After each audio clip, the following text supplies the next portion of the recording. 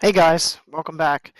So today we are going to do the Slipstick Lab, which is a lab investigating different types of friction and understanding what factors really affect the amount of friction that something has. So the materials that we're going to need for this lab are going to be, you're going to need a wooden plank like this. You're going to need one of these friction blocks with a hook, and it's got different surfaces on it. You're going to need a spring scale. You're going to need a set of masses. You're going to need a clamp, and you're going to need a balance.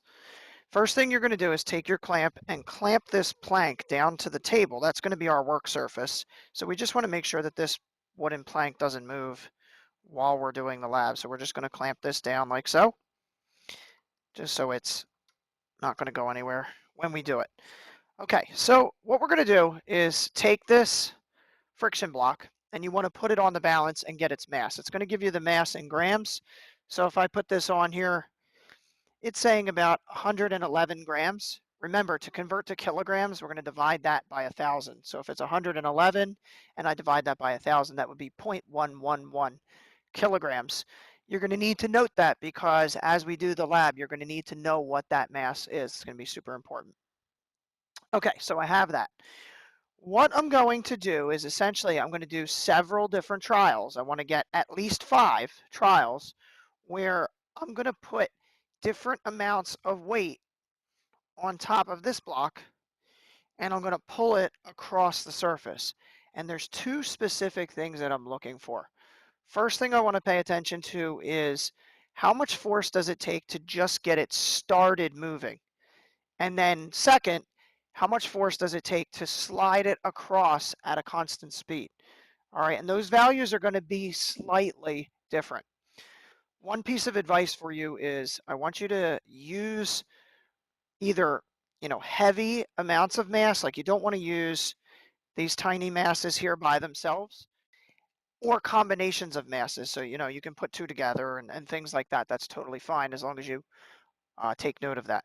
So what you're going to do, take a mass, put it on top of the block, okay? You want to get your spring scale and make sure that you can see the side that says newtons, not the side that says grams. You want to use newtons, okay? We're going to hook this on, and what we want to do is we want to try to pull it until we just get it to start breaking and moving. All right, so if I'm doing this one, right around 2 newtons, maybe 2.2 newtons, that's when it starts moving. And I'm going to record that value.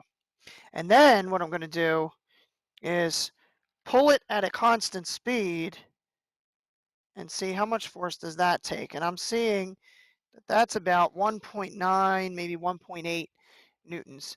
I would do it a couple times and check very carefully to see exactly what you're getting every single time, and make sure when you're doing that, you're pulling at a constant speed.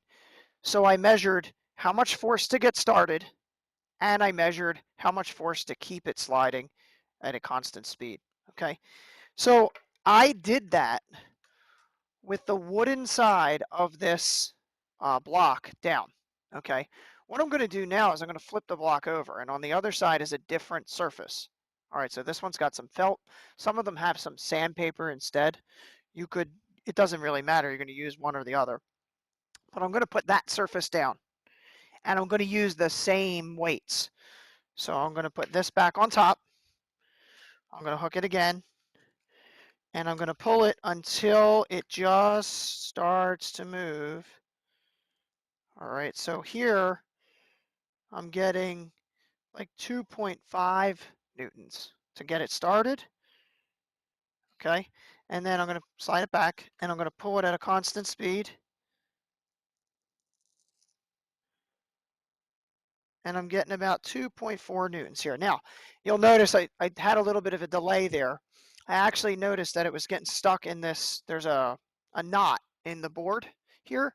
So try to pick a spot on the plank where it is not a different surface. You want it to be as uniform as possible. So I should probably start, around here would be a better spot.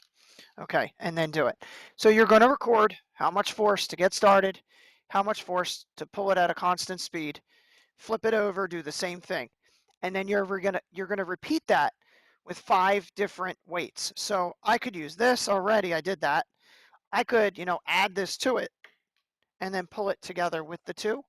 The one thing you want to watch out for is that the spring scale only goes up to 5 newtons. So if you load it up with too much weight, it's going to max out the scale, and then that's no good. So you want to, you know, um, use weights that are not going to throw you too far off the scale. So 5 different trials. Record how much force to get started, how much force to move at a constant speed, flip it over, do the other surface. After we're done those trials, you'll be able to record those. We're going to make a graph out of it, and we're going to look at how does the force that it takes to pull the object depend on the amount of weight that's present here. So we'll graph that, and we'll talk about what that graph tells us. Okay. In the second part of the experiment, we're going to turn the block on its edge. So instead of it being, the wide side like this, we're actually going to turn it on its edge this way, and we're going to repeat the experiment for a couple of trials. We're going to try to get 3 trials in for that part. So rather than pulling it, flat side down, I'm going to use the edge. I'm going to put that weight back on. It's going to be harder to pull without tipping it over, so you want to be careful there.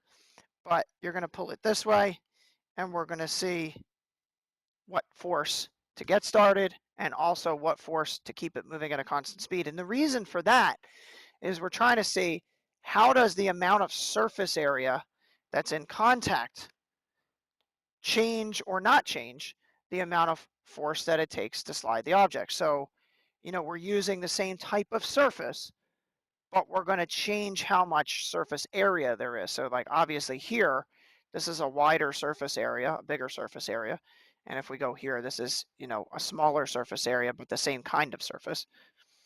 And we'll pull it across and see how much force does that take. Again, we'll repeat with a couple of different weights so we get 3 trials.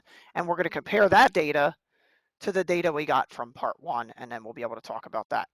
So that's what you're going to do with the lab. The main thing that you want to focus on when you get here in class with your partners is to collect the data. Make sure that you get good and accurate data. You might want to repeat a couple of times so that you feel confident with the data.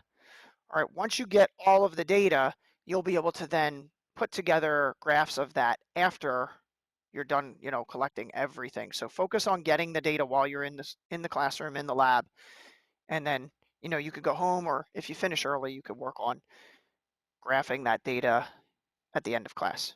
So that's basically it, and we'll talk about the results of that after the experiment.